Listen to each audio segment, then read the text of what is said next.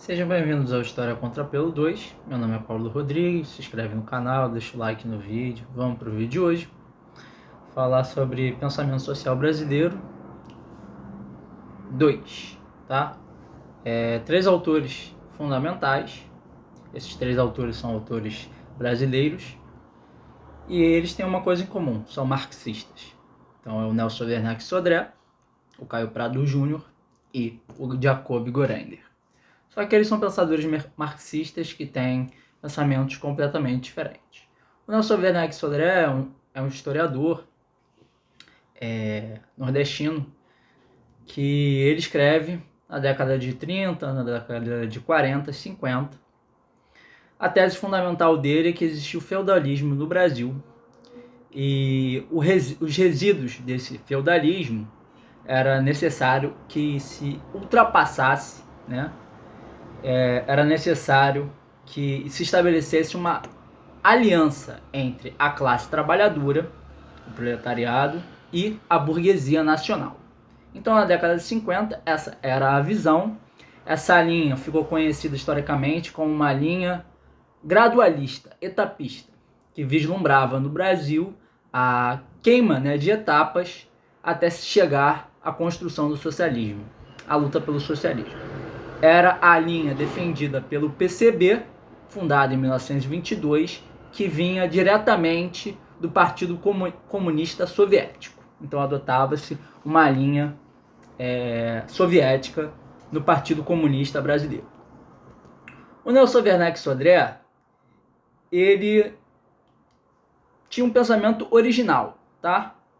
Mas ele estava completamente equivocado. Ele viajou na maionese, não existiu feudalismo no Brasil, porque no feudalismo, além de se ter uma sociedade extremamente ruralizada, como era o caso do Brasil, ali sobretudo no Nordeste brasileiro, com os senhores de engenho, deveria se ter também senhores, no caso, totalmente autônomos. Não era o que acontecia no Brasil. Nós tínhamos o exercício e o controle da metrópole portuguesa, e também não deveria existir trocas comerciais. Existiam, de norte a sul, leste a oeste, no Brasil, além do que, fundamental, um sistema de enfieuteuse. O que é isso? É um sistema de coparticipação da terra entre os senhores e os servos, E no Brasil, os camponeses, eles não tinham a posse da terra. A posse absoluta da terra estavam com os senhores de engenho. Beleza? Então, o feudalismo já cai por terra.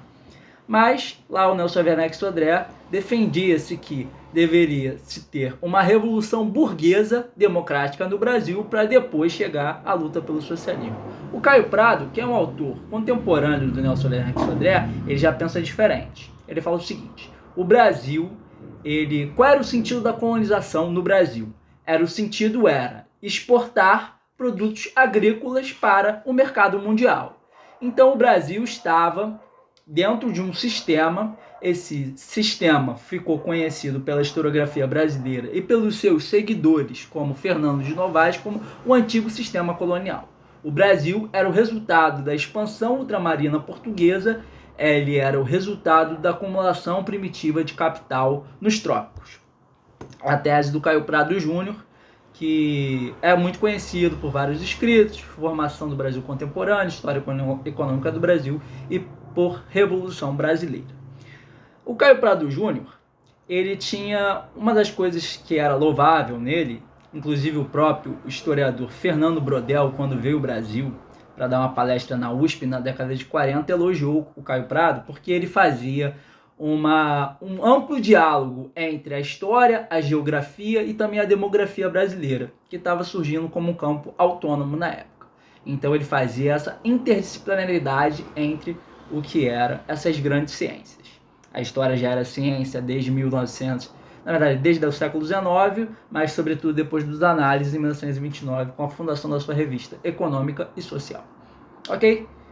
Jacob Gorender é um autor muito mais indiciocrático, um autor muito mais original, porque ele propõe um modo de produção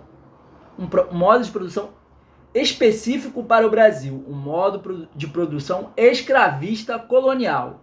Então não era nem feudalista e nem capitalista comercial. era um modo de produção escravista colonial, onde esses senhores de engenho, ao aplicarem o seu capital na produção, eles esterilizavam o seu capital, porque ele só ia render frutos depois que a plantagem canavieira desse certo.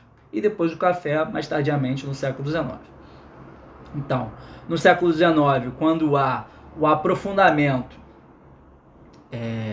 do capitalismo a nível mundial, né, no Brasil ainda há a convivência entre o escravismo colonial e outras formas de produção que estão se desenrolando. A partir da abolição, você tem a introdução da mão de obra livre, totalmente livre, tá? Já existiam alguns trabalhadores livres no Brasil, desde a questão de que alguns escravizados que atuavam no meio urbano, sobretudo, conseguiam a sua alforria, conseguiam dinheiro para comprar alforria, mas o sistema ainda era, a mão de obra era escravizada, o Estado era escravista, as leis eram escravistas e o modo de produção era escravista.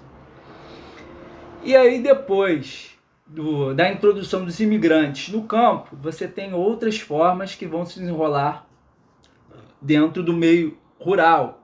Alguns sistemas meio híbridos, pré-capitalistas, enfim, com outras formas também de servis, que é o caso dos meeiros, dos parceiros, dos colonos, todos esses sistemas jurídicos, essas categorias jurídicas e sociais, elas eram formas híbridas de produção. E aí, logo depois que a abolição, ao processo da Primeira República, esses escravos esses ex-escravizados estavam completamente destituídos de qualquer proteção do Estado, porque a Primeira República é uma república que seus primeiros governos são governos militares e depois há a República Oligárquica. As pequenas elites ali, elites cafeeiras no poder, não dão qualquer tipo de proteção, de amparo e da criação de leis trabalhistas que amparem esses trabalhadores. Esses trabalhadores só vão conseguir realmente um amparo social e uma legalização das suas formas de trabalho, a sua transformação, na verdade, em relações típicas capitalistas, a partir ali, mais ou menos, das primeiras décadas do século XX, a década de 20, a década de 30, e com o processo de industrialização que é introduzido no Brasil com Getúlio Vargas. Então vocês entenderam aí as diferenças entre esses três pensadores? Todos eles são fundamentais, não deixem de ler, porque ler os clássicos é importante para você poder saber sobre o seu pensamento, criticar, ver o que ainda se pauta na realidade. Por exemplo, do Caio Prado Júnior. Ainda somos aí, né, dentro dessa divisão internacional do trabalho, ainda somos produtor de matérias-primas para o mercado externo. A plantation ainda se aplica, não mais com trabalho escravo, não mais com a monocultura, é policultura hoje em dia, mas ainda somos o que nós chamamos aí de produtor de commodities e principal exportador de commodities. Brasil é o principal produtor de café do mundo, é um dos principais produtores de arroz do mundo, trigo, soja, carne e petróleo, mas, pasmem, né, somos os principais e os produtos são muito caros e de má qualidade para o mercado interno, mas para o mercado externo é barateado aí. E quem usufrui disso aí é o povo americano e outros, e também os povos aí que estão localizados nos países da Europa. Eles usufruem aí da nossa dependência econômica que vem se transformando desde a época colonial. Nós fomos colônia, depois conseguimos a nossa independência política, mas ainda somos dependentes economicamente. Vocês gostaram desse vídeo? Se inscreve em História Contra